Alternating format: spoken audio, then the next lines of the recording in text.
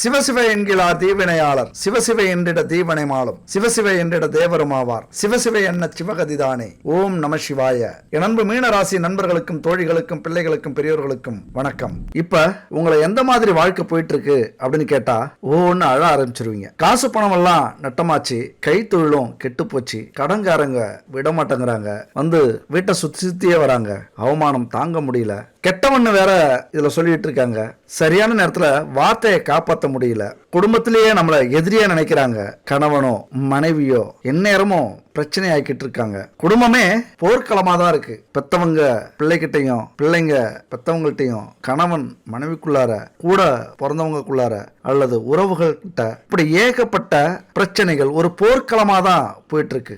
கஷ்டமோ கஷ்டம், அப்படியே நாய் மாதிரி அலையிற பொழப்பையா எங்க பொழப்பு. என்னைக்குத்தான் இதுக்கு ஒரு விடிவு காலம் வருமோ? பெத்தவங்க கூட புரிஞ்சுக்க மாட்டேங்கிறாங்க, பிள்ளைங்க சொன்ன பேச்சை கேட்க மாட்டேங்கிறாங்க, நண்பர்லாம் சரியான நேரத்துல காலை வாரி விட்டு போறாங்க. இப்பதான் தெரியுது யார் நண்பர் யார் பகைவர் அப்படின்னு. எங்களுக்கு உதவி செய்ய ஒரு ஆள் இல்ல, ஆனா உதவி கேட்டவங்களுக்கு ஓடோடி செஞ்சோம். இன்னைக்கு தான் அவங்கெல்லாம் யாருன்னு எங்களால புரிஞ்சிக்க முடியுது. சொந்தக்காரவங்க கூட மதிக்க மாட்டேங்கிறாங்க, ஒரு ஃபங்க்ஷன்ல ஒரு இடத்துல மரியாதை கொடுக்க மாட்டேங்கிறாங்க, தூக்கம் வரலங்க, உடம்புல கொஞ்சம் கொஞ்சமா எனர்ஜி இறங்கிட்டு இருக்கு, பத்தாக்குறைக்கு தொழில் ரொம்ப நஷ்டம், சரியான வேலை கிடைக்கல, எப்படியாவது ஒரு வேலை செஞ்சு கடனை அடைக்கலாம், குடும்பத்தை காப்பாத்தலாம்னா சோதனை மேல சோதனை, பத்தாக்குறைக்கு இந்த பிரச்சனையில வர கோர்ட்டு கேஸ், எப்படியோ தற்கொலை வரைக்கும் போய் மனசை தேத்திக்கிட்டு வந்துட்டேன், சாகறதுக்கு கூட முடியல என்னால.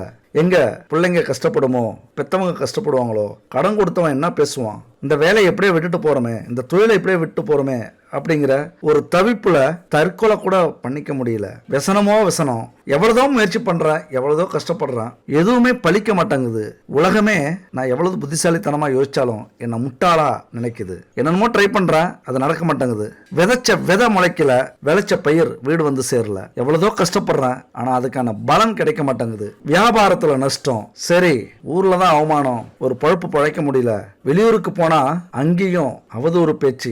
எங்க இந்த கடவுள்லாம் எங்க இருக்காங்க, இந்த அஷ்டலட்சுமி அதிர்ஷ்டலட்சுமி இவங்கெல்லாம் எங்க இருக்காங்க, தேடி தேடி பார்க்கறேன், கிடைக்க மாட்டாங்கிறாங்க. வாழ்வா சாவாங்கிற போராட்டத்துல நெருப்புல விழுந்த புழு மாதிரி இப்ப துடிச்சுக்கிட்டு இருக்கேன். எப்படிப்பா வாழ்க்கை போகுது அப்படின்னா இப்படி கதை கதையா சொல்லி அழுவீங்க, இல்லைன்னா எப்படி போனா உனக்கு என்ன, உன் வேலையை பாரு அப்படின்னு கோபத்துல போவீங்க. கண்டிப்பா என் அன்பு நண்பர்களும் தோழிகளும் நேரம் சரியில்லாதவங்களாம் நம்மளுடைய நேரம் எப்படி இருக்கு அப்படின்னு பார்க்க வருவீங்க. அப்படி வர உங்களுடைய வாழ்க்கை 90% இப்படிதான் இருக்கும். எதுவுமே நடக்கலனாலும் பிரச்சனை, நம்ம வாழ்க்கையில முன்னேறினாலும் பிரச்சனை, முன்னேறலனாலும் பிரச்சனை, நல்லா இருந்தாலும் பிரச்சனை, நல்லா இல்லைனாலும் பிரச்சனை. ஆனா இடையில சில பேர் பிறந்தோமா, 4 காசு சம்பாரிச்சோமா, கல்யாணம் பண்ணோமா, அப்படியே போய் சேர்ந்துருவோம் இப்படின்னு பல பேர் இருக்காங்க. ஆனா அவங்க வாழ்க்கையில என்னைக்குமே இந்த பூமியில பிறந்ததற்கான பலனை அனுபவிக்க மாட்டாங்க. அவங்க எல்லாம் எது சொன்னாலும் கேட்க மாட்டாங்க, எது செஞ்சாலும் பார்க்க மாட்டாங்க. ஏன்னா அவங்களுக்கு ஒரு பெரிய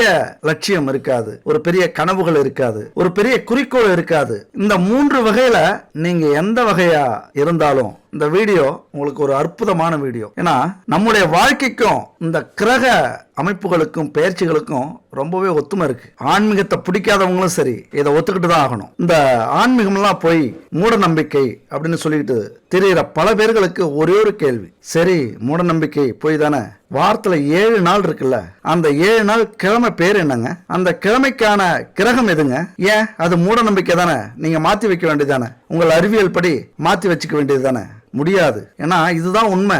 ஞாயிறு சூரியன், திங்கள் சந்திரன், செவ்வாய் செவ்வாய்க்கோள், புதன் புதன்கோள், வியாழன் குரு வியாழன்கோள், வெள்ளி வெள்ளிக்கோள், சனி சனி பகவான் சனிக்கோள். இப்படி ஒவ்வொரு கிரகத்துக்கும் ஒவ்வொரு கிழமை வச்சு அன்னைக்கே உருவாக்கிட்டாங்க. இப்ப முடிஞ்சா மாத்திக்கலாம்ல, முடியாது. இந்த ஒரு விஷயம் போதும், நம்ம வாழ்க்கைக்கும் இந்த கிரகத்துக்கும் இந்த பிரபஞ்சத்துக்கும் தொடர்பு நிறைய உண்டு. அதனால இந்த வீடியோவை கண்டிப்பா முழுசா பாக்குறீங்க அப்படின்னா உங்கள் வாழ்க்கையில மிகப்பெரிய மாற்றத்தை ஏற்படுத்துவது 100% உண்மை. இந்த பிரபஞ்சத்தின் மேல சத்தியமா சொல்றேன். நீங்க நம்பினாலும் நம்பாட்டியும் நான் நம்புறேன். அந்த நம்பிக்கையோட இங்க உங்களுக்கான இந்த ராகு கேது பயிற்சியை சொல்ல போறேன். இந்த ராகு கேது பயிற்சிங்கிறது அவ்வளவு சாதாரண பயிற்சி இல்லைங்க. உண்மையா உங்க வாழ்க்கையே திருப்பி போடுற ஒரு பெரிய மாற்றத்தை கொடுக்கக்கூடிய பயிற்சி. 36 வருஷத்துக்கு அப்புறம் உங்களுக்கு மிகப்பெரிய அதிர்ஷ்டம் யோகம் வருது அப்படின்னு தான் சொல்லணும். எல்லா டைமும் கிடைக்காது. இந்த டைம் மட்டும் மிஸ் பண்ணிட்டீங்க அப்படின்னா நினைச்சு பார்க்க முடியாத வருத்தத்தை நீங்க அடைவீங்க. ஏன்னா அவ்வளவு பெரிய ஒரு அதிர்ஷ்டமான ஒரு பயிற்சி இது. சும்மா கதகளி ஆட போகுது.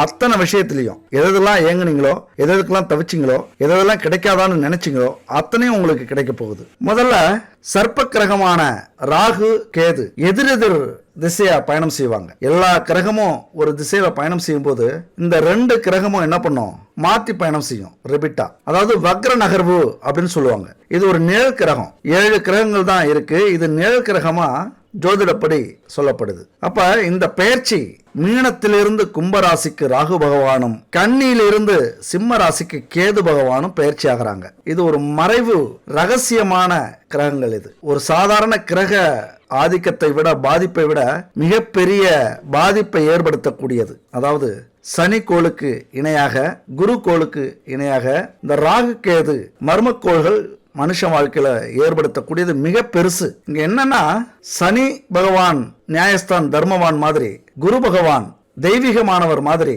இந்த ராகு கேதுக்கள் அவ்வளவு சாதாரண விஷயமா சொல்லிட முடியாது. எல்லாத்துலயுமே கலந்து இவங்க வேலையை காட்டுறவங்க. அதாவது சனி கூட சேர்ந்தா சனி என்னெல்லாம் செய்யுமோ அதெல்லாம் இவங்க செய்வாங்க. குரு கூட சேர்ந்தா குரு என்னெல்லாம் செய்யுமோ அதை செய்வாங்க. அதாவது நல்ல கிரகத்தோட சேர்ந்தா நல்ல பலன்களையும், கெட்ட கிரகத்தோட சேர்ந்தா கெட்ட பலன்களையும் கொடுக்க கூடியது. அது மட்டும் இல்ல, இந்த கிரகங்கள் கூட எப்படி சேரும்போது எப்படி மாறிக்குதோ அது மாதிரி உங்கள் மனசு கூட இது சேர்ந்து மாறிக்கும். அதாவது பச்சோந்தி மாதிரி. நீங்க நல்லது நினைச்சீங்க அப்படின்னா அதை மிக பிரம்மாண்டமா நல்லதா மாத்திடும். கெட்டது நினைச்சீங்க அப்படின்னா மிக பிரம்மாண்டா கெட்டவங்களா மாத்திடும். மிகப்பெரிய பச்சோந்தி முக்கியமா ராகு பகவான். அதனால ராகுங்கிறது யாருன்னா, லட்சியம், பேராசை, ஆடம்பரமான வாழ்க்கைக்கு ஆசைப்படுறது. எந்தெந்த பொருள்லாம் மிக பிரம்மாண்டமா இருக்கோ, எந்தெந்த பொருள்லாம் நமக்கு கிடைக்காது வாழ்க்கையில அப்படி நினைக்கிறோமோ அதுக்கெல்லாம் ஆசைப்பட வைக்கக்கூடியது இந்த ராகு. நம்ம வாழ்க்கையில இதெல்லாம் கிடைக்காது அப்படின்னு நினைச்சாலும், என்னப்பா இப்படி சொல்லிட்ட, நீ எல்லாம் எதுக்கு பிறந்த, முயற்சி பண்ண உனக்கு கிடைக்கும் பாரு, ஒன்னு என்ன 100 உனக்கு கிடைக்கும் அப்படின்னு ஆசையை உருவாக்கக்கூடிய கிரகம் ராகு. இதெல்லாம் தப்பு. இந்த வேலையை நம்ம செய்யக்கூடாது. இது செஞ்சா நிறைய பணம் கிடைக்கும், ஆனா செய்யக்கூடாது. தப்பு. தண்டனை கிடைக்கும். வாழ்க்கையில இது பெரிய குற்றமாயிடும். கோர்ட்டு, கேஸ், ஜெயில்னு அலைய வேண்டியது இருக்கும். அடுத்தவங்களுக்கு துரோகம் பண்றது மாதிரி ஆயிடும். பாவம் சேர்ந்துரும் அப்படின்னு நினைச்சீங்க அப்படின்னா உடனே ராகு என்ன சொல்லுவாரு, பாவமாவது புண்ணியமாவது நல்லா வாழ்றத பாப்பியா, கிடைக்கிற நேரத்துல வாரி சுருட்டிக்கணும்யா, கிடைக்காத நேரத்துல என்ன பண்ணுவ, எவன் கேட்டா உனக்கு என்ன, வாழ்றதுக்காக எவ்வளவு வேணாலும் யார வேணாலும் அடிக்கலாம், யாருக்கு வேணாலும் துரோகம் பண்ணலாம், யார வேணாலும் கெடுக்கலாம், என்ன தப்பு வேணாலும் செய்யலாம். என்ன கோர்ட்டு ஜெயில் தானே, போனா 10 வருஷம் 20 வருஷம் இருந்துட்டு வெளியில வந்தா எப்படி ராஜபோக வாழ்க்கையில இப்படி உசுப்பேத்தக்கூடிய ஒரு கிரகமும் ராகு தான். இல்லப்பா அந்த பொண்ணை ஏறெடுத்து பார்க்க கூடாது, ஆனா அழகா இருக்கல்ல, சரி நம்ம கொடுத்து வச்சது அவ்வளவுதான் அப்படின்னு கிராஸ் பண்றீங்க அப்படின்னா, என்னையா நீ அனுபவிக்க தெரியாத மனுஷனா இருக்க, பாரியா நீ முயற்சி பண்ணு உனக்கு கிடைக்கும். இல்ல பொண்ணு டீசெண்டா இருக்கு, இல்லனா கொஞ்சம் அழகா இல்லையே பொண்ணு, இல்ல அந்த பையன் கொஞ்சம் பேக்குத்தனமா கிறுக்குத்தனமா இருக்கான், பாக்குறது நல்லா இல்லையே அப்படின்னு நினைச்சீங்கன்னா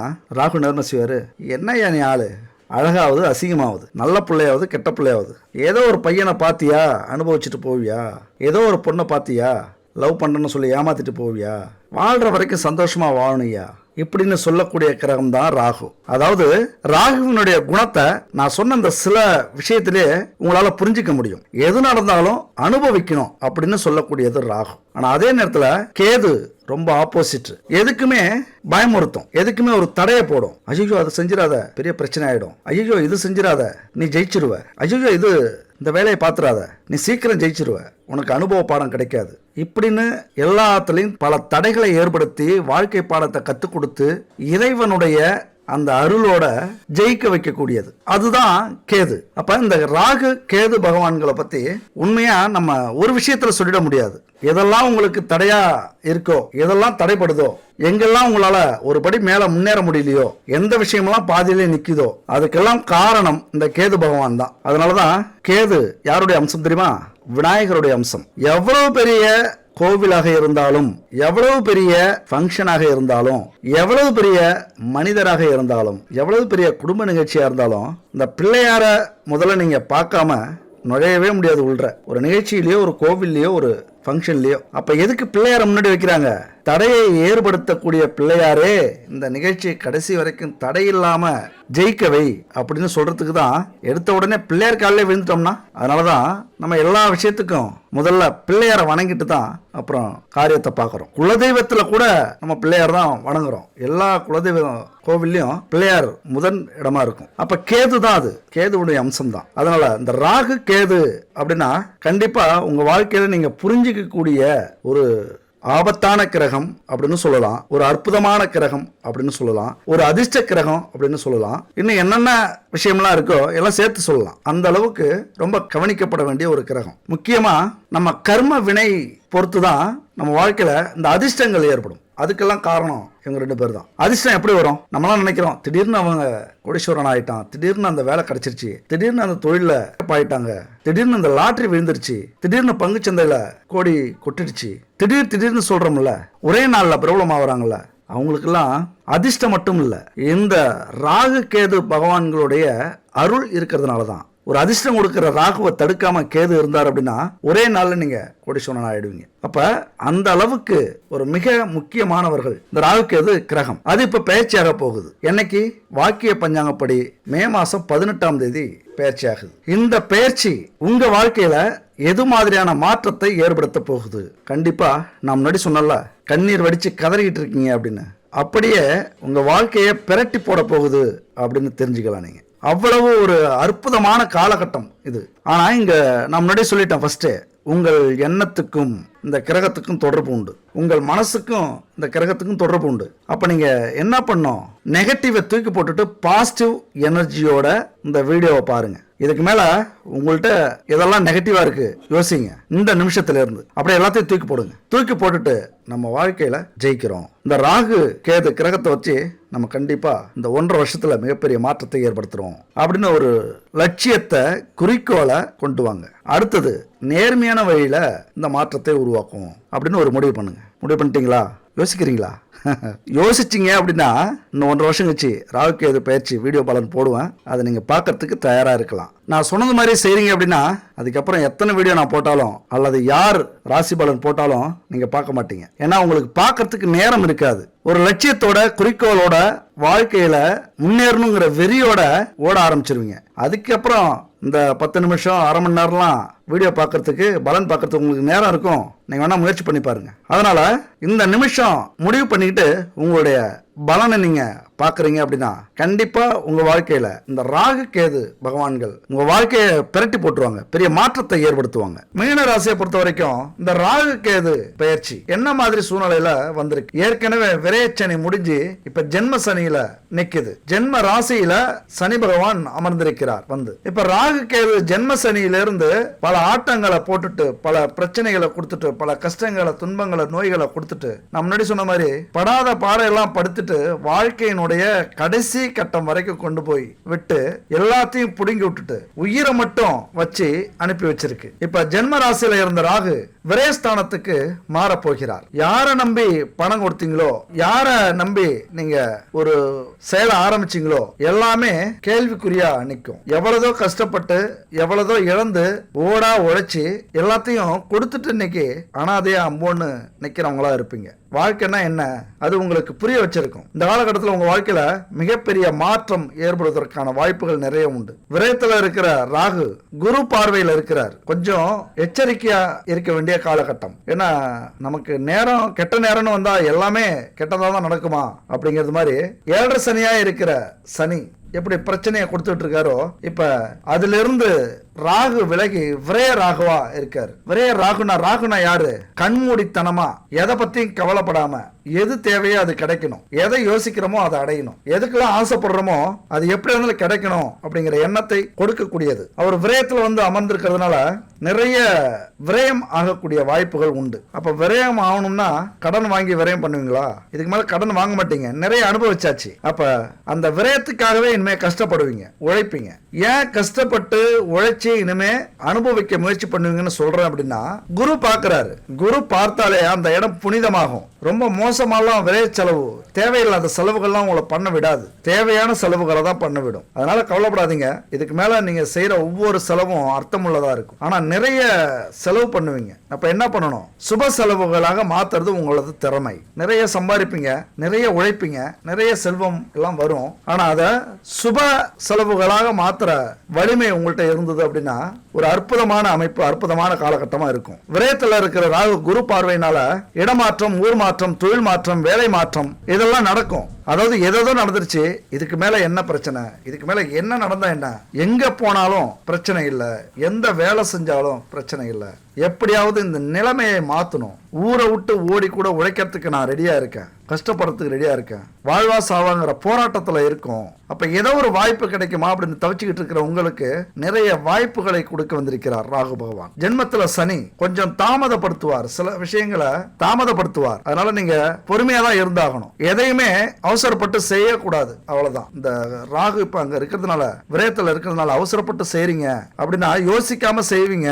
என்ன ஆகும்? எந்த மாற்றம் நடந்தாவது நம்ம வாழ்க்கை மாறுமா அப்படிங்கிற நிலையில இருக்கீங்க. கண்டிப்பா முயற்சி பண்ணுங்க. குறிப்பா வெளிநாட்டுக்கு முயற்சி பண்ணலாம், அல்லது வெளிநாட்டு வேலைக்கு முயற்சி பண்ணலாம். ஏன்னா அதற்கு சாதகமான ஒரு அமைப்பு இந்த காலகட்டத்தில். ஆனா அதே நேரத்தில் அதிக முதலீடு எதுலையும் போடாதீங்க. வெளிநாட்டுக்கே போறதா இருந்தாலும் நிறைய பணம் கட்டிலாம் போகாதீங்க. கொஞ்சனா பணத்தை போட்டு நிறைய எடுக்கிறது மாதிரியான அமைப்பு எதுல இருந்தாலும் அது செய்யுங்க. ஏன்னா விரைய ராகுங்கிறது நிறைய கொண்டு போய் விட்டுரும், நிறைய செலவு பண்ண வைக்கும். கண்டிப்பா கிடைச்சிரும், ஒரு நம்பிக்கையை வர வச்சிரும். ஒரு செலவு பண்றீங்க, ஒரு தொழில் ஆரம்பிக்கிறீங்க, ஒரு வேலையை ஆரம்பிக்கிறீங்க, அல்லது எதுக்காவது பணத்தை கட்டுறீங்க அப்படின்னா நிறைய நம்பிக்கையை வர வச்சிரும், நம்பிக்கையோட கட்ட வச்சிரும். எதை பத்தியும் கவலைப்படாத, நீ கட்டு பாத்துக்கலாம் அப்படிங்கிறது மாதிரி. ஆனா விரயத்துல இருக்கிறதுனால அது நமக்கு ஒரு வேலை நல்லதா வந்ததுன்னா பரவாயில்ல. ஆனா விரயமா வந்துருச்சு, பிரச்சனை வந்துருச்சு அப்படின்னா மிகப்பெரிய பாதிப்பை ஏற்படுத்தும். ஏன்னா ஏற்கனவே நம்ம ஜென்ம சனியில இருக்கும். அதனால மிகப்பெரிய பாதிப்பை ஏற்படுத்தலாம். அது மட்டும் இல்ல, கடன் நோய் எதிரி வீட்டுக்கு கேது பகவான் வந்திருக்கிறார் களத்திர ஸ்தானத்தில இருந்து. ஆனா அவர் ஒரு வகையில எல்லாத்துக்கும் தடை போட்டுருவாரு. கடனுக்கு ஒரு தடை, நோய்க்கு ஒரு தடை, எதிரிகளுக்கு ஒரு தடை. அந்த விஷயத்துல உங்களுக்கு நல்லதாவே நடக்க போகுது. அற்புதமான ஒரு அமைப்பு, எந்த பிரச்சனையும் இல்லாம சுமூகமா நடக்கக்கூடிய ஒரு விஷயம். நோயெல்லாம் இனிமே இருக்காது, நோய் கட்டுக்குள் வந்துடும். கடன் இனிமே கடன் வாங்க முயற்சி பண்ணவே மாட்டீங்க. அதுதான் ஒரு பெரிய பிளஸ். ஏன்னா அனுபவிச்சாச்சு. நிறைய கடன் வாங்கி அதை அடைக்க முடியாம இன்னைக்கு தவிச்சுக்கிட்டு இருக்கீங்க. இன்னும் சொல்ல போனா இந்த நேரத்தில் உங்களுக்கு கடன் யாருமே கொடுக்க மாட்டாங்க. அது ஒரு விஷயம். அதுக்கு கேது பகவான் தடையா இருப்பார். அது உங்களுக்கு கெட்டதா இருந்தாலும் ஒரு விதத்துல அது நல்லதுதான். அது மட்டும் இல்ல, ஆரோக்கியத்துல ரொம்ப கவனமா இருக்கணும். அஜீரண கோளாறு ஏற்பட வாய்ப்பு இருக்கு.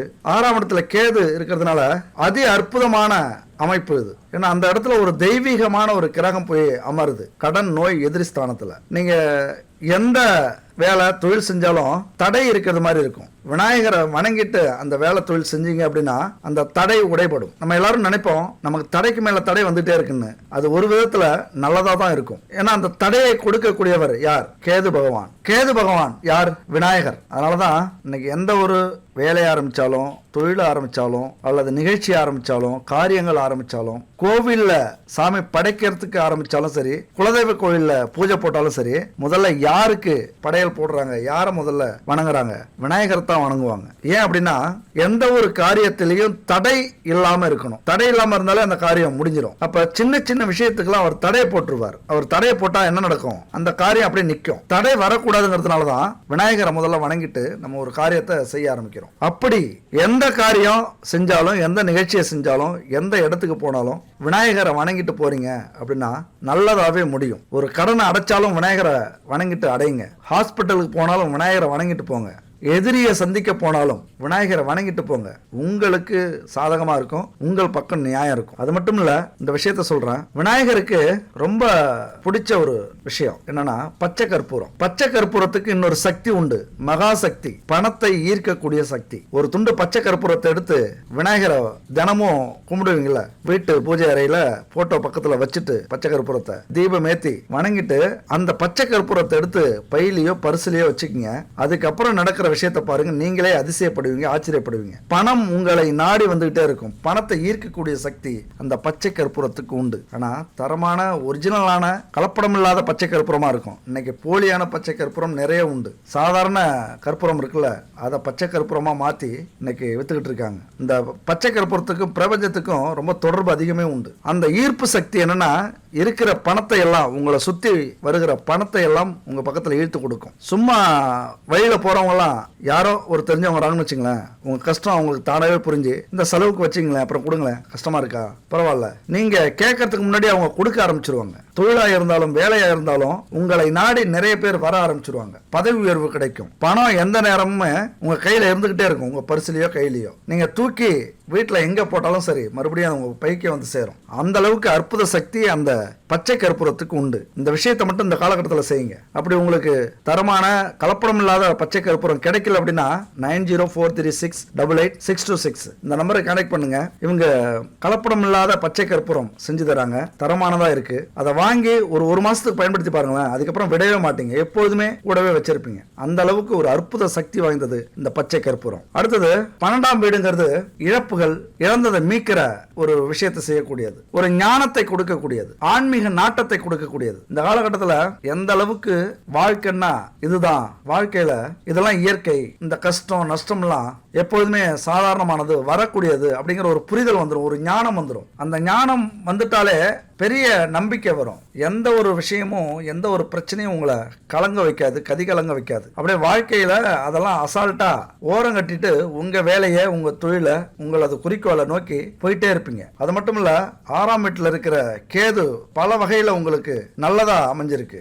ஏகப்பட்ட எதிரிகள் இருந்திருப்பாங்க, ஏகப்பட்ட நோய் இருந்திருக்கும், கடன் இருந்திருக்கும். அதையெல்லாம் அடைக்கக்கூடிய, அதெல்லாம் தடுக்கக்கூடிய, அதனால வரக்கூடிய பிரச்சனைகளை போக்கக்கூடிய ஒரு அமைப்புல இருக்குது. அதனால கண்டிப்பா ஒரு அற்புதமான கெட்ட காலத்திலையும் நல்ல காலம் அன்பு மீனராசி நண்பர்களுக்கும் தோழிகளுக்கும் அப்படின்னு சொல்லலாம். பொதுவாகவே இந்த ராசியை பொறுத்த வரைக்கும் பொருந்தாமா, படிச்சோமா, ஒரு வேலைக்கு போனோமா, கல்யாணம் பண்ணிக்கிட்டு புள்ள குட்டிகளை பெத்துக்கிட்டு அதுக்காகவே காலம்பூரா உழைச்சி காப்பாத்திட்டு கடைசி காலத்துல ஓட்டிட்டு எப்படியோ வாழ்ந்துட்டு போனோமா அப்படின்னு சராசரி வாழ்க்கை வாழறது உங்களுக்கு பொதுவாக பிடிக்காது. ஏதோ 1-2 பேர் இருக்கலாம். ஆனா வாழ்க்கையில சவால்னா இருக்கணும் ஐயா, ஒரு சுவாரஸ்யம் இருக்கணும் ஐயா. வாழ்க்கையில ஜெயிக்கணும்னா முக்கியமா எதிரி இருக்கணும் ஐயா, எந்த செயலுக்கும் எதிர்ப்பு இருக்கணும் ஐயா.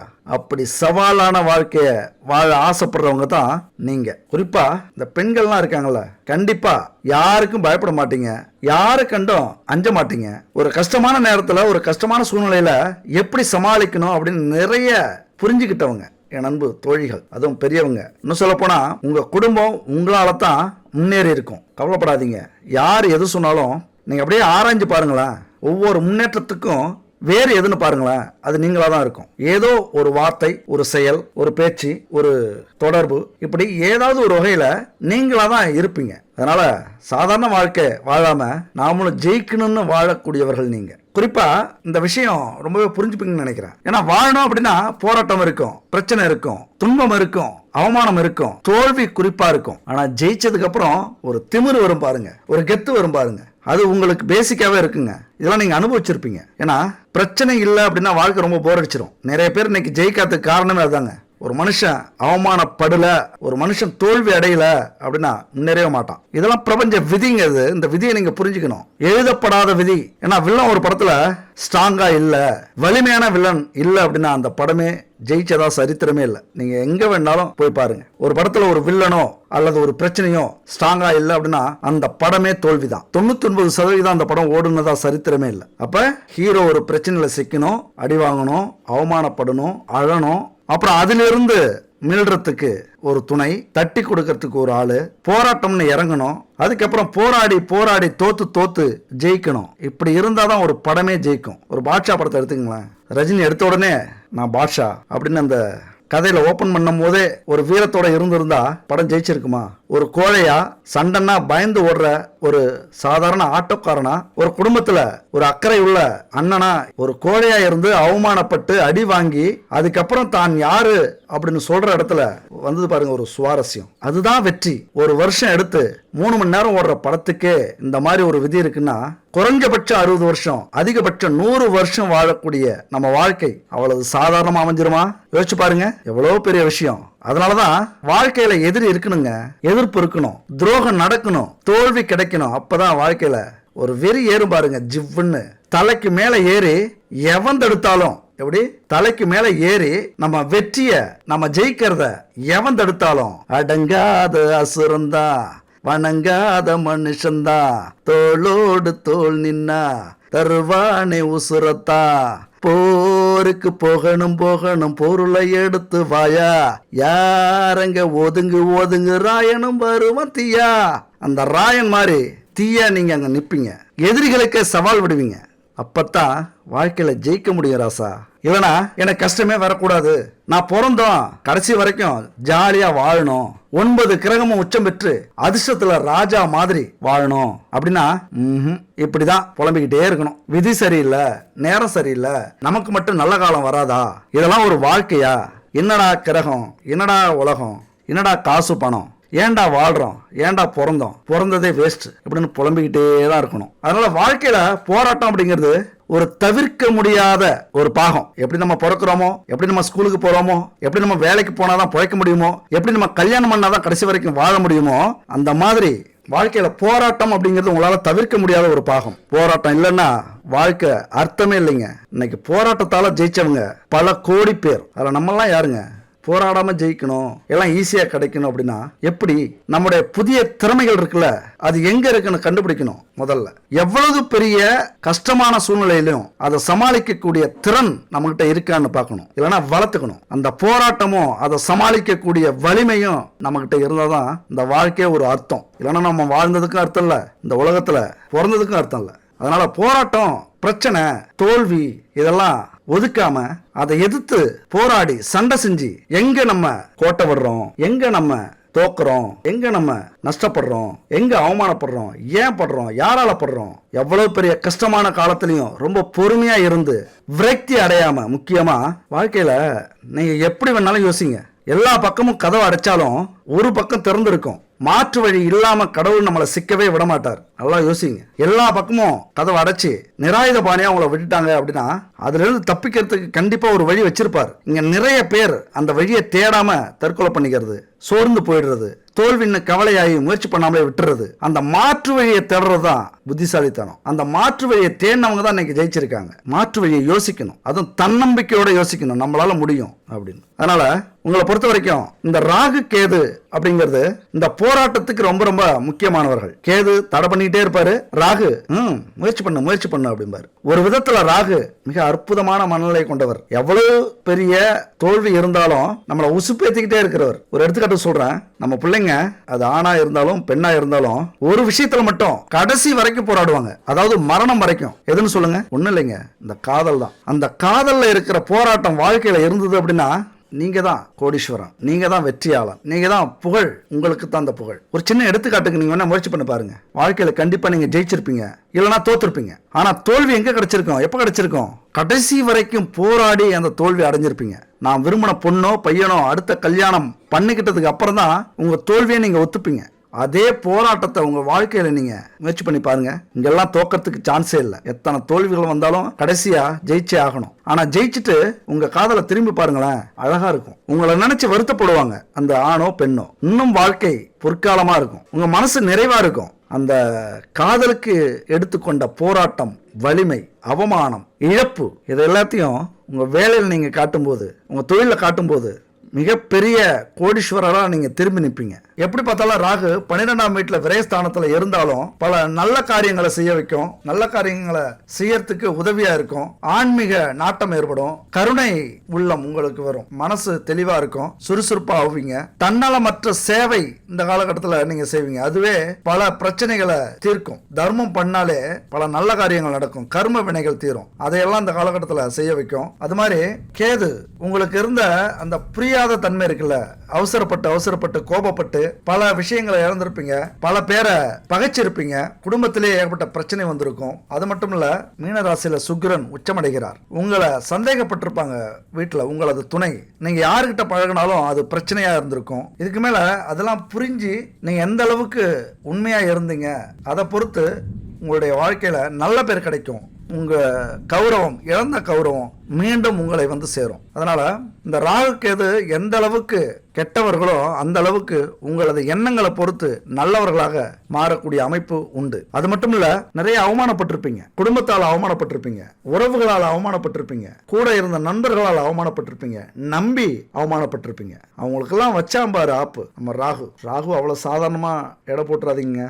ஒரே நாள்ல உங்க திறமை புதைஞ்சிருந்தாலும் ஒரே நாள்ல அப்படி தூக்கிங்க பாரு, எங்க ஆள் இருக்காரு பாரு. யாரும் நினைச்சீங்க இவருடைய திறமை என்ன தெரியுமா, இவருடைய குணம் என்ன தெரியுமா, இவருடைய உழைப்பின் வலிமை என்ன தெரியுமா, ஒரே நாள்ல உலகமே திரும்பி பார்க்கிற அளவுக்கு ராகு பகவான் கொண்டு வந்து விடுவார். அவ்வளவு சாதாரணமா நினைச்சிடாதீங்க. நான் சொல்றதெல்லாம் உங்களுக்கு கொஞ்சம் அதிகபட்ச எதிர்பார்ப்பை உருவாக்குறது மாதிரி இருக்கும். இதெல்லாம் ரொம்ப கம்மிங்க. அவ்வளவு பெரிய விஷயம் இருக்கு இந்த ராகுவாலையும் கேதுவாலையும்.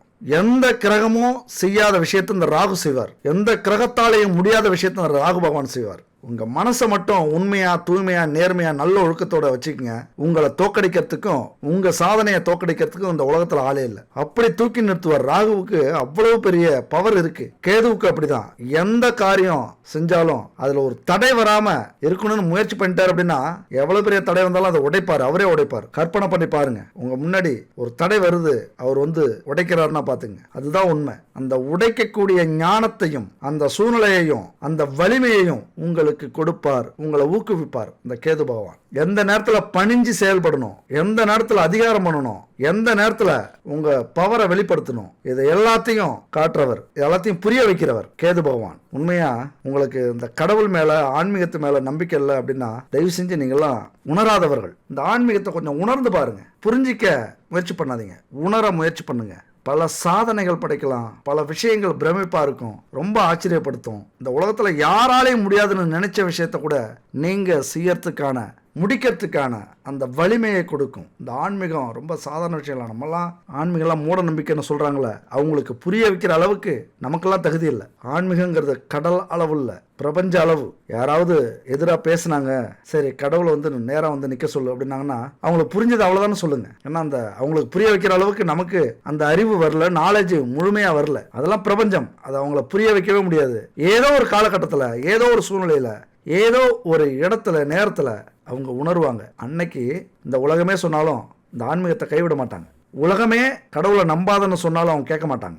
அது வரைக்கும் நம்ம எது சொன்னாலும் அறிவியல் தான் சிறந்தது, அறிவியல் தான் இந்த உலகமே, மூட நம்பிக்கையில வாழக்கூடாது அப்படின்னு சொல்லுவாங்க. உணர்ந்தவங்களுக்கு தாங்க தெரியும். உலகமே நம்மளை மதிக்கலைன்னு சொன்னவங்க சாதிச்சதும், குடிசையில இருந்தவங்க கோட்டைக்கு போனதும், ஏழை பணக்காரன் ஆனதும் எல்லாமே இந்த ஆன்மீகத்தால் நடந்த அதிசயம்தான். அதெல்லாம் உணர்ந்தவங்களுக்கு தான் தெரியும். அதனால ஆன்மீகத்தை முழுசா உணரக்கூடிய காலகட்டம் இது.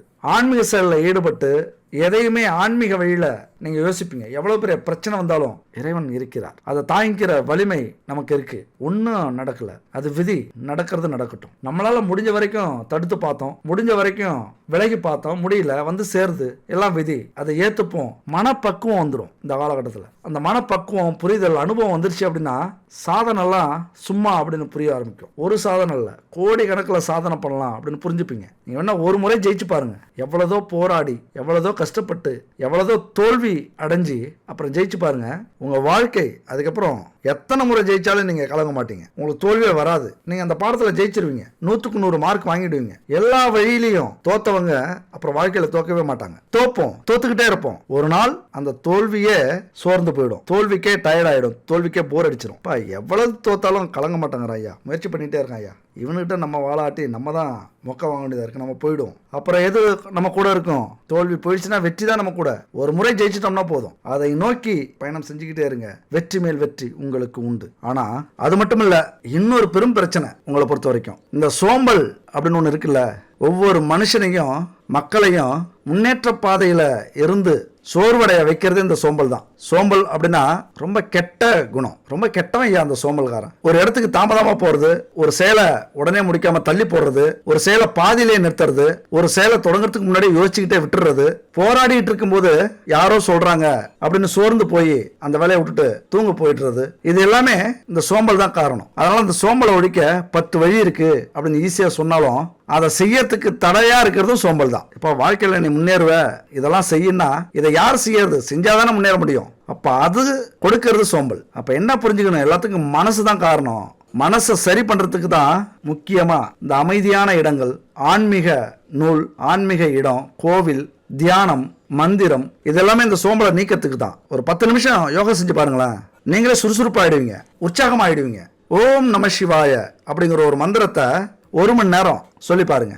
ஓம் நம சிவாய, ஓம் நம சிவாய. இது மாதிரி 1 மணி நேரம் சொல்லுங்க, உங்க மனசு அமைதியாயிடும், தெளிவான சிந்தனை பிறக்கும். இந்த மனசை இயக்கிறது யாருங்க? நம்ம தாங்க, நம்ம கையில் தாங்க இருக்கு. அதிக சுறுசுறுப்பா இருக்கிறதும் தப்பு, சில நேரத்துல பரபரப்பா மாறுறதும் தப்பு. அப்பயும் சோம்பல் ஆயிடுவோம். நம்ம மனசும் செயலும் சீரா இருந்தது அப்படின்னா கண்டிப்பா நம்ம வாழ்க்கையில மிகப்பெரிய வெற்றி அடையலாம். எப்பொழுதுமே நம்ம ஆசைக்கு நம்ம மனசை பறி கொடுக்க கூடாது. நம்மளுடைய எண்ணத்துக்கு தான் நம்ம ஆசையை கட்டுப்பட வைக்கணும். நம்ம எப்ப என்ன நினைக்கிறோமோ அதை செய்யணும், மனசும் உடலும். அடுத்தது பரிகாரம். பரிகாரத்துக்கும் நம்ம காரணம் சொல்லணும், அப்பதான் புரியும் உங்களுக்கு. பரிகாரம் எதுக்குங்க? எல்லாரும் பரிகாரம் பொய்ன்னு சொல்றாங்க. பரிகாரங்கிறது காசுக்காக ஏற்படுத்தப்பட்ட விஷயம். பணம் சம்பாதிக்கணும்னு நிறைய ஜோதிடர்கள், சாமியார்கள் ஏற்படுத்தின ஒரு விஷயம். பரிகாரம்னு ஜோதிடத்துல இல்லவே இல்லை அப்படின்னு நிறைய பேர் சொல்லிட்டு இருக்காங்க, நிறைய ஜோதிடர்களே சொல்லிட்டு இருக்காங்க. ஆனா உண்மை என்னன்னா, விதியை மதியால வெல்லலாம் அப்படிங்கிற ஒரு விஷயம் உங்களுக்கு தெரியும். அப்படிங்கிறது இறைவனுடைய வழிகாட்டல். சரி, மதியாலையும் முடியல, அப்ப எதியா கதி? யார் கதி? இறைவன் தான் கதி. அப்ப இறைவனை கையெடுத்து கும்பிட்டா அந்த விதி மறைஞ்சிடுமா, மாறிடுமா? அப்படின்னா எல்லாருமே கும்பிட்டுட்டு கஷ்டப்படாம வாழ்ந்துட்டு போயிடுவாங்கல்ல.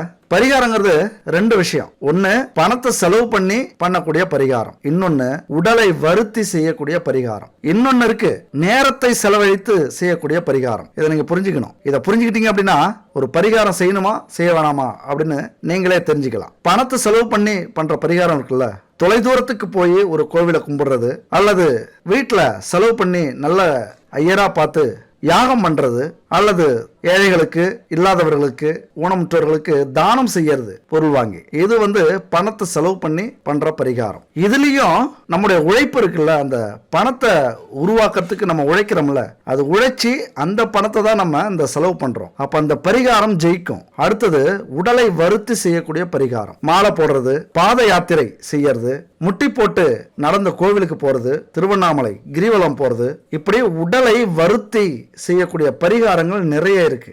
இது 2வது பரிகாரம். 3வது பரிகாரம் நேரத்தை செலவு பண்ற பரிகாரம், அதாவது மந்திரம். ஒவ்வொரு மந்திரத்தையும் 1,08 முறை ஒரு மந்திரத்தை சொன்னோம் அப்படின்னா அந்த மந்திரம் ஆக்டிவேட் ஆயிடும் அப்படின்னு சொல்லுவாங்க. 1,08 முறை சொல்லிட்டா அந்த பிரபஞ்சமே உங்களுக்கு என்ன தேவையோ அதை கொடுக்கும் ஒரு மந்திரத்தை. அப்ப அதுக்கு எவ்வளவு நேரம் ஆகும்? அப்ப ஒவ்வொரு நாளும் 1008 முறை, 10,008 முறை இப்படி சொல்லிட்டே வரணும். எவ்வளவு நேரம் செலவாகும்? அப்ப நேரத்தை செலவழித்து பண்ணக்கூடிய பரிகாரம். இப்ப இந்த 3 பரிகாரத்துல நீங்க எது செஞ்சாலும் உங்களுக்கு சக்சஸ் ஆகும். இந்த 3மே என்ன பிரச்சனை இருந்தாலும் உங்க வாழ்க்கையில மாற்றக்கூடிய பரிகாரம். என்னதான் அறிவியல் வளர்ந்திருந்தாலும் ஏன் மனுஷன் பிறக்கிறான், ஏன் மனுஷன் இறக்குறான், இதெல்லாம் எல்லாராலையும் புரிஞ்சிக்க முடியாது. அறிவியலுக்கும் அப்பாற்பட்டது. பிழைக்கவே முடியாது அப்படின்னு மருத்துவர் சொன்னாலும் அதுக்கப்புறம் பல ஆண்டு வாழ்ந்தவங்க கோடி பேர் இருக்காங்க. 100 வருஷம் வாழ்வாங்க அப்படின்னு சொன்ன மருத்துவமும் அற்ப ஆயுள்ல சந்திக்கிற மரணம் நிறைய இருக்கு. அப்ப இந்த உலகம் உருவானதுல இருந்து இந்த வாழ்க்கை ஒவ்வொரு மனுஷனுக்கும் பல பல பாடங்களை கற்றுக் கொடுத்துட்டு இருக்கு, பல அதிசயங்களை காட்டிக்கிட்டு இருக்கு, பல மர்மங்களை வெளியில கொண்டு வந்துட்டு இருக்கு. அதனால இந்த ஜோதிடமும் ஒரு அதிசயம், அபூர்வம், பெரிய மர்மம். ஆனா உண்மை இல்லை அப்படின்னு சொல்றாங்கல்ல, அவங்கெல்லாம் தற்குறிகள் அப்படின்னு சொல்லணும். எப்படி உண்மை இல்லைன்னு கேட்டா அதை நிரூபிங்கன்னு கேட்டா அவங்களுக்கு தெரியாது. அந்த நிரூபிங்க அப்படின்னு கேட்டுட்டு தெரியாதுன்னு சொல்றாங்களே, அதுதான் ஆன்மீகம், அதுதான் இயற்கை. அதனால அந்த பரிகாரம் பல பேருக்கு நல்ல பலன்களை கொடுத்துக்கிட்டு தான் இருக்கு, சில பேருக்கு நடக்காமலும் இருக்கு. ஆனாலும் முயற்சி பண்ணிட்டே இருந்தா கண்டிப்பா இந்த பரிகாரத்தால உங்க வாழ்க்கையை மாறும். எல்லா பரிகாரமும் உண்மை அப்படின்லாம் நான் சொல்ல வரல. பணத்துக்காக, பணத்தை கொள்ளடிக்கிறதுக்காக, திருடத்துக்காக செய்யற பரிகாரங்கள் நிறைய இருக்கு. அது ஆளை பொறுத்து இருக்கு, உங்களுடைய ஆசையை பொறுத்து இருக்கு, உங்களுடைய பரிகார தேவையை பொறுத்து இருக்கு. அதையெல்லாம் தாண்டி உணர்வு பூர்வமா நீங்க யோசிச்சாலே தெரியும் இந்த பரிகாரங்கள் உண்மையான பரிகாரமா இல்ல பணத்துக்காக செய்யக்கூடிய பரிகாரமா அப்படின்னு கொஞ்சம் யோசிச்சு பாத்தீங்கன்னா தெரியும். அதனால ராகு கேது கொடுக்கணும் அப்படின்னு நினைச்சிட்டாங்க அப்படின்னா பெயர், புகழ், செல்வம் எல்லாத்தையும் அபரிதமா அள்ளி கொடுத்துருவாங்க. கெடுக்கணும்னு நினைச்சிட்டாங்க அப்படின்னா நம்மளை ஒண்ணு இல்லாம ஆக்கிடுவாங்க. அப்ப அதுக்கு இடையில தான் நம்ம இருக்கோம் அப்படின்னா இந்த பரிகாரம் கண்டிப்பா நமக்கு தேவைப்படும். ஏன்னா நிறைய சுபகாரிய தடை ஏற்படும், வீண் வம்பு வழக்கு வரும், தேவையற்ற அவமானம் வரும், அவச்சொல் நம்ம மேல விழுந்திருக்கும், வறுமை அதிகரிச்சிருக்கும், கடன் தொல்லை அதிகமா இருக்கும். அதுக்கெல்லாம் காரணம் இந்த ராகு கேது நமக்கு சாதகமா இல்லாதாலதான் காரணம். அதனால நமக்கு பணங்காசு இருந்ததுன்னா அதற்குரிய கோவிலுக்கு போய் நம்ம பரிகாரத்தை செய்யலாம். குறிப்பா சொல்லணும் அப்படின்னா காளகஸ்தி கோயிலுக்கு போனீங்க அப்படின்னா சிறந்த பலனை உங்களுக்கு கொடுக்கும். ஏன்னா ஆந்திராவில் புகழ்பெற்ற கோயில்ல ஒரு கோவில் இந்த காளகஸ்தி கோயில். அந்த கோவில்ல சிவபெருமான் ராகு, பார்வதி தேவி கேதுவா இருக்காங்க. அதாவது காளகஸ்தீஸ்வரரா சிவபெருமானும், ஞான பிரசன்னம்பிகாவா பார்வதியும் இருக்காங்க. இவங்களுக்கு இந்த ராகு கேதுக்கு தனிச்சன்னதி அந்த காளகஸ்தியில தான் இருக்கு. இது மிகப்பெரிய விசேஷமான ஒரு ஆலயம். எவ்வளவு பெரிய தோஷம் இருந்தாலும் சரி, இந்த ராகு கேதுவால எவ்வளவு பெரிய பிரச்சனை இருந்தாலும் சரி, நம்ம வாழ்க்கையில நான் சொன்ன மாதிரி தடை, துன்பம், இழப்பு, தோல்வி, அவமானம் இதெல்லாம் இருந்ததுன்னா இங்க ஒரு முறை போயிட்டு வந்தீங்க அப்படின்னா கண்டிப்பா இதெல்லாம் இருக்காது. உங்க வாழ்க்கையில மிகப்பெரிய மாற்றம் ஏற்படும். சரி, இங்கெல்லாம் போறதுக்கு எங்களுக்கு வசதி இல்லை அப்படின்னா ஒரு 3 பரிகாரம் சொல்றேன். உங்களால எது முடியுதோ அதை செய்யுங்க. கண்டிப்பா வாழ்க்கை மாறும். ஜாதகத்துல கேது சாதகமா இல்ல அப்படின்னா எல்லாமே மந்தமா இருக்கும், எல்லாமே தடை ஏற்படும். அப்ப அதுக்கு என்ன பண்ணும் அப்படின்னா ஹோம திரவியங்கள், அதாவது அகர்பத்தி, சூடம், சாம்பிராணி, தூப பொருட்கள், கருப்பு இல்லனா வெள்ளை நிற போர்வைகள், சீயக்காய், உளுந்து வடை இல்லனா உளுந்தால் செய்யப்பட்ட பலகாரங்கள், வெள்ளை கருப்பு நிற ஆடைகள், நெல்லிக்காய், மாங்காய், ஊறுகாய் இதெல்லாத்தையும் ஏழைகளுக்கும் மாற்றுத்திறனாளிகளுக்கும் வாங்கி தானம் பண்ணுங்க. இது என்னைக்கு பண்ணும் அப்படின்னா சனிக்கிழமை அன்னைக்கு தானம் செய்யுங்க. நல்லா கவனமா மறுபடியும் கேட்டுக்குங்க. அதுபோல தெருநாய்களுக்கு பிஸ்கட்டு, பால், அன்னம் இதெல்லாம் கொடுத்து வந்தீங்க அப்படின்னா ராகு பகவான், கேது பகவானுடைய தோஷங்கள் நீங்கி உங்க வாழ்க்கையில எல்லா தடையும் நீங்கி மிகப்பெரிய முன்னேற்றத்தை அடையலாம். இது முதல் பரிகாரம், அதாவது தானம் செய்யறது. அடுத்தது வீட்டுல வடமேற்கு இல்லைன்னா தென்கிழக்கு திசையில ஏதாவது ஒரு இடத்துல பறவைகள் இருக்குல்ல, ராகுவுக்கு கேதுவுக்கு பிரியமான உளுந்து, கொள்ளு இத பறவைகளுக்கு தானமா வைக்கிறீங்க, கொஞ்சம் தண்ணீர் சேர்த்து வைக்கிறீங்க அப்படின்னா இந்த ராகு கேது தோஷம் அற்புதமா விலகும். அது மட்டும் இல்ல, செவ்வாய்க்கிழமை, வெள்ளிக்கிழமை புத்துள்ள கோயில் இருக்குல்ல, அங்க போய் அந்த புத்துல பூக்களை கொஞ்சம் பரப்பி விட்டு மஞ்சள் குங்குமத்தை கொஞ்சம் தெளிச்சு விட்டு நெய் தீபம் இல்லனா பஞ்ச தீபம் எண்ணெயில தீபம் ஏற்றி வைங்க. பச்சரிசி அரைச்சி கொஞ்சம் வெல்லம் சேர்த்து கலந்துட்டு போங்க. அந்த இடத்துல தூவி விட்டுட்டு, அதாவது சுத்தமான நெய், பஞ்ச தீபம் எண்ணெய் ரெண்டுல ஏதாவது ஒரு எண்ணெயில தீபம் ஏற்றி 9 முறை அந்த புத்தை சுத்தி வரீங்க அப்படின்னா உங்களுடைய ஜென்ம தோஷங்களை நீக்கக்கூடிய வலிமை, கர்ம வினைகளை நீக்கக்கூடிய வலிமை இதுக்கு உண்டு. அத்தனை பிரச்சனைகளும் உங்களுக்கு சரியாகும். இது 2வது பரிகாரம். 3வது பரிகாரம் ரொம்ப கஷ்டமா இருக்கு, எந்நேரமும் குடும்பத்துல பிரச்சனையா இருக்கு, எது செஞ்சாலும் தடையா இருக்கு, நஷ்டமா இருக்கு, எந்நேரமும் அழுதுகிட்டே இருக்கும், வீட்டுல துன்பம் தாங்க முடியல, கடன் பிரச்சனை தாங்க முடியல, ஊரை விட்டு ஓடிடலாமா இல்ல தற்கொலை பண்ணிக்கலாமான்னு இருக்கு அப்படின்னு நினைச்சீங்க. ஏதாவது ஒரு வழி கிடைக்குமா, எதை தின்னாவது பித்தம் தெளியுமா அப்படின்னு யோசிச்சிங்க அப்படின்னா இந்த பரிகாரம் மிக சிறந்த பரிகாரம். பச்சரிசி மாவால காலையில எழுந்திரிச்சு கோலம் போட்டு விநாயகருக்கு மலர் சாத்தி விநாயகருக்கு விரதம் இருங்க. நைவேத்தியம் ஏதாவது இருந்தா வைங்க. அன்னைக்கு இந்த ராகு கேது மந்திரத்தை 108 முறை சொல்லுங்க. மொத்தம் 9 திங்கட்கிழமை இதை செய்யுங்க. பரவாயில்ல, 1 மணி நேரம் ஆகலாம், 2 மணி நேரம் ஆகலாம். இந்த மந்திரத்தை மட்டும் 108 முறை சொல்லிடுங்க. ராகு காயத்ரி மந்திரம் அப்படின்னா ஓம் நாகத்வாச வித்மகே பத்மஹஸ்தாய தீமகி தந்தோ ராகு பிரசோதயாத். இந்த மந்திரம் ஸ்கிரீன்ல இருக்கு, பாத்துக்கங்க. அடுத்து இந்த கேது காயத்ரி மந்திரத்தை சொல்லுங்க.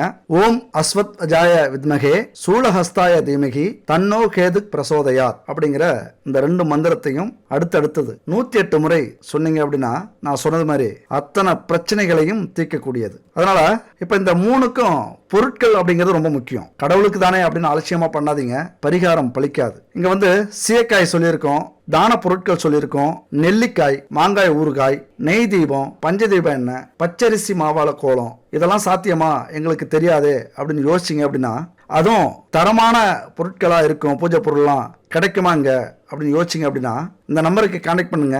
குட் பேபி இவங்ககிட்ட அத்தனை பூஜை பொருட்களும் தரமானதா சுத்தமானதா இருக்கு. வாங்கி பயன்படுத்தி பார்த்துருக்கோம். நீங்களும் முயற்சி பண்ணுங்க. கண்டிப்பா நெய்லாம் பசுமாட்டு நெய் நம்ம சாப்பாட்டுக்கு ஊற்றி சாப்பிடலாம், குழந்தைங்களுக்கு கொடுக்கலாம். அப்படியான நெய் அவங்க தயாரிச்சுட்டு இருக்காங்க. பஞ்சதீப எண்ணெய் 5 எண்ணெய் சேர்ந்து தயாரிக்கக்கூடிய எண்ணெய், அதுவும் செக்கில் ஆட்டின சுத்தமான எண்ணெய்களா வாங்கி அவங்க தயாரிக்கிறாங்க. 5 எண்ணெய் அப்படிங்கிறது நல்லெண்ணெய், வேப்பெண்ணெய், இழுப்பெண்ணெய், தேங்காய் எண்ணெய், பசுமாட்டு நெய் இதெல்லாம் கலந்த பஞ்சதீப எண்ணெய். பஞ்சபூதங்களை தன்வசமாக்கக்கூடிய வலிமை இந்த பஞ்சதீப எண்ணெய்க்கு உண்டு. இதெல்லாம் சுத்தமான பொருளா அவங்கள்ட்ட இருக்கு. கான்டாக்ட் பண்ணி வாங்கிக்கிங்க. அது மட்டும் இல்ல, பச்சை கற்பூரம், பச்சரிசி கோலமாவு கட்டியாவும் இருக்கு அவங்கள்ட்ட, பவுடராகவும் இருக்கு. நீங்க கஷ்டப்பட வேண்டியதில்லை, கவலைப்பட வேண்டியதில்லை. பச்சரிசி மாவால இதெல்லாம் ரெடி பண்ணியிருக்காங்க. கோலம் போடணும் அப்படின்னா தண்ணி தொட்டு கரைச்சி கோலம் போடலாம், இல்லைன்னா நம்ம மாவால மண்ணால கோலம் போடுறோம்ல அந்த மாதிரி கூட கோலம் போடலாம். ரெண்டுமே அவங்கள்ட்ட இருக்கு. வாங்கி பயன்படுத்தி பாருங்க. கடைசியா ஒன்று சொல்றேங்க, தோத்துருவோம்னு எதையும் தொடங்காம விட்டுறாதீங்க. தோல்வி கத்துக் கொடுக்கிற பாடம் இருக்குல்ல, அது எதுலையுமே கிடைக்காது. அதனால இந்த பாடத்துக்காகவே நிறைய செய்யுங்க, முயற்சி பண்ணுங்க. இந்த பாடத்தை நீங்க வேற எங்கேயுமே கத்துக்க முடியாது. மற்றவங்க அடைஞ்ச அனுபவத்திலையும் நாம அடையிற அனுபவத்திலையும் தான் இந்த பாடத்தை நம்மளால கத்துக்க முடியும். அதனால மனசை பழக்குங்க, தோல்விக்கு தயாராக்குங்க. தோல்வியை கண்டு தோலாம அந்த வலிமையை மனசுக்கு கொடுக்கறதுக்கு பழகிக்குங்க. எல்லா கெட்ட குணங்களும் நல்ல குணங்களும் மனசு சார்ந்தது. அற்புதமான வீடியோல சந்திக்கலாம். நன்றி, வணக்கம்.